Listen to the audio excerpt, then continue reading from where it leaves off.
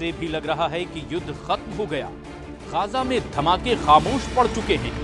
जिसे भी लग रहा है कि सीरिया में शांति आ चुकी है, लेबनान में हिजबुल्लाह हथियार डाल चुका है, इजराइल का ऑपरेशन ठंडा पड़ चुका है, उसको चौंकाने वाली खबर ऐसी आई है कि 2025 की शुरुआत बहुत डराने वाली होगी।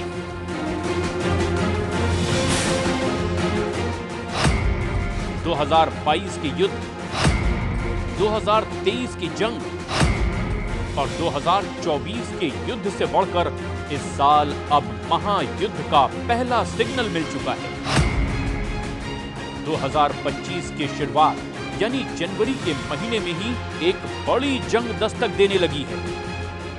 ईरान ने जनवरी के महीने में ही अपनी 1000 से भी ज्यादा मिसाइल लॉन्च करने के लिए तैयार कर ली है। इस बात की तस्दीक ईरान के विदेश मंत्री अब्बास अरागची ने भी कर दी है।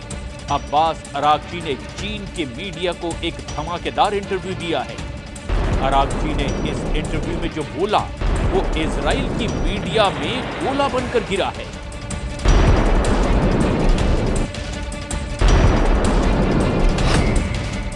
इसीलिए इसे अरागची का अंगार कहा जा रहा है। अरागची के अंगारे में इतनी आग है कि पूरा पश्चिम एशिया नए युद्ध में जल सकता है।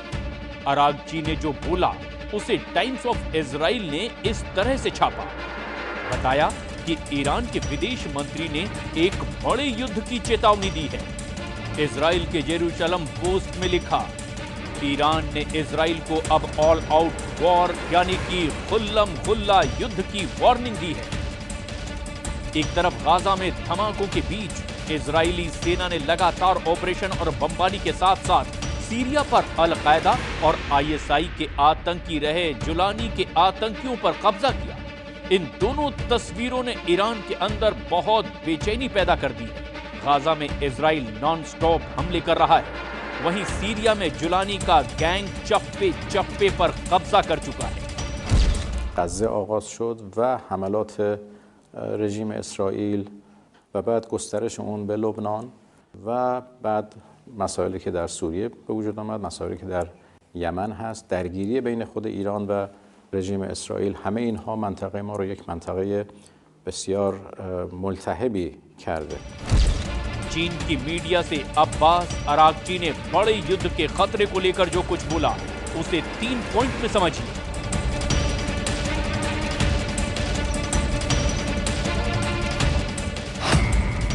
अरागची ने कहा कि ईरान भविष्य में इजराइल के किसी भी हमले के लिए तैयार है। अरागची ने कहा कि उम्मीद है कि इजराइल गलत कदम नहीं उठाएगा।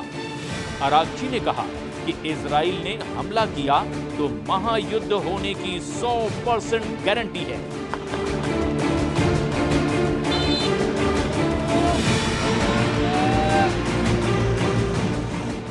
इस वक्त ईरान और इजराइल के बीच टेंशन सबसे बुलंद है।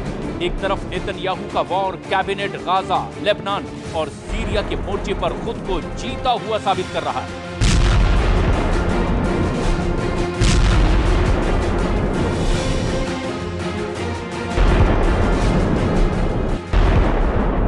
तो वहीं दूसरी तरफ ईरान के सर्वोच्च नेता अली खामनेई ने सीरिया में इजराइल और आतंकी ग्रुप हयात तहरीर अल शाम के सरगना जुलानी को सबक सिखाने वाले मिशन पर अपनी मुहर लगा दी है।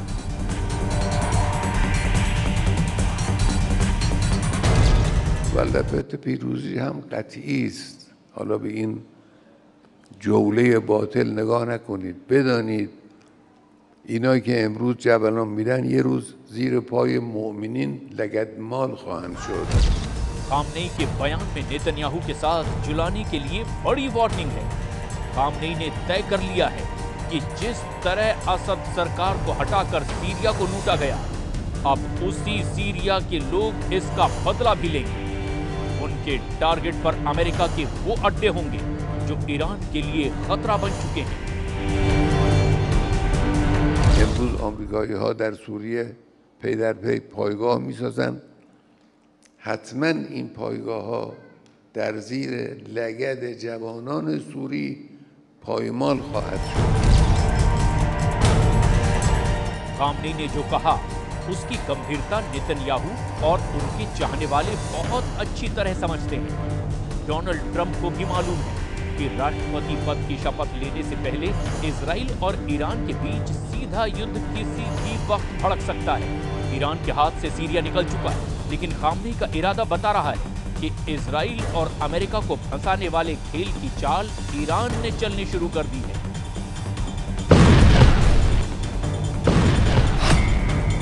ईरान के सर्वोच्च नेता अली खामनेई के जनरल हुसैन सलामी कह चुके हैं कि इजराइल को सीरिया में दफन कर देंगे।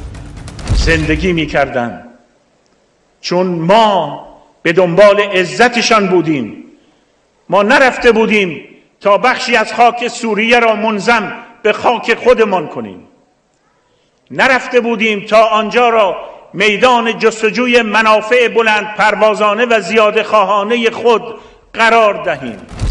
वैसे नुकसान में सिर्फ ईरान है ऐसा नहीं है। गाजा में हजारों बम गिराए जाने और हजारों जान जाने के बाद भी नेतन्याहू अपने युद्ध में पूरी तरह नाकाम साबित हो रहे हैं। गाजा में जारी इजराइल की बमबारी के बीच इजराइल की सबसे बड़ी चुनौती गाजा पर पूरी तरह कंट्रोल करना है।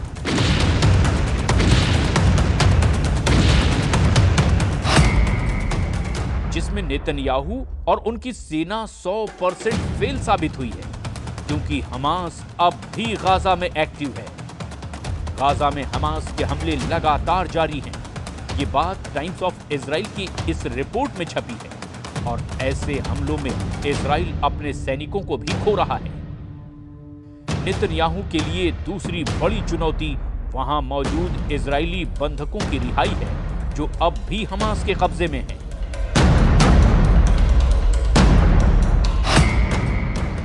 इसमें भी नेतन्याहू और उनकी बहुत ही आधुनिक सेना 100% फेल साबित हुई है।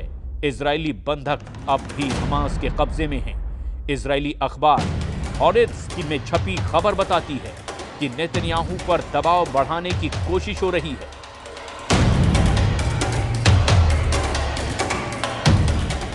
बंधकों को छुड़ाने के लिए नेतन्याहू और उनकी फौज शुरू में काफी एक्टिव दिखी, लेकिन अब ऐसी खामोशी छा गई है कि सब नेतन्याहू के युद्ध वाले एजेंडे पर सवाल उठने लगे हैं। गाजा में 450 दिनों की बमबारी ताजा रिपोर्ट बहुत खतरनाक है और आंकड़े ऐसे हैं जिस पर अमेरिका से लेकर यूरोप तक सवाल उठाने से बच रहे हैं।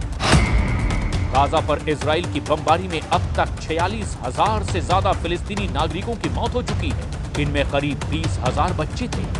वहीं हमास के कब्जे में करीब 100 बंधक हैं और उनको छुड़ाने के लिए इजराइल में लगातार सीज फायर की मांग की जा रही है।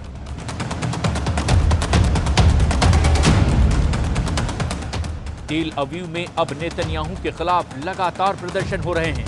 हंगामा, शोर और नारेबाजी के साथ नेतन्याहू और उनकी वॉर कैबिनेट को जगाने की कोशिश हो रही है। लेकिन नेतन्याहू सरकार की चुप्पी ने लोगों को भड़का दिया है। तेल अवीव में जुटे ये वो लोग हैं जिनमें ज्यादातर बंधकों के रिश्तेदार हैं। इजराइल अब गाजा में क्या चाहता है, इस बात को लेकर नेतन्याहू की पॉलिसी काफी भ्रम की स्थिति में नजर आती है, क्योंकि जो युद्ध उसने हमास को खत्म करने के लिए शुरू किया था वो अब भी एक्टिव है और इजराइल की फोर्स अब भी गाजा में ज्यादातर इलाकों में सीना चौड़ा करके पेट्रोलिंग नहीं कर सकती।